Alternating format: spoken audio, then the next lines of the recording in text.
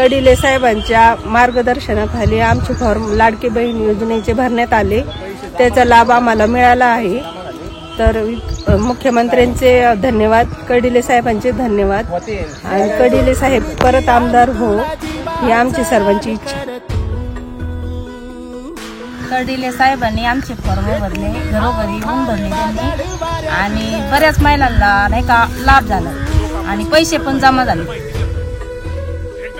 योजनेची आम्हाला सर्व महिलांना लाभ झाला। कडिले साहेब पैसे भेटले। कडिले साहेब परत आमदार म्हणून, लाडका भाऊ म्हणून, आमदार म्हणून यावात ही आमची देवाकडे प्रार्थना। लाडक्या बहीण योजनेचा आम्हा सगळ्या बहिणींना लाभ झालेला आहे। त्याच्यामुळे कडिले साहेब आमचे लाडके भाऊ यांनी परत आमदार व्हावा अशी आमच्या सगळ्या बहिणींची इच्छा आहे।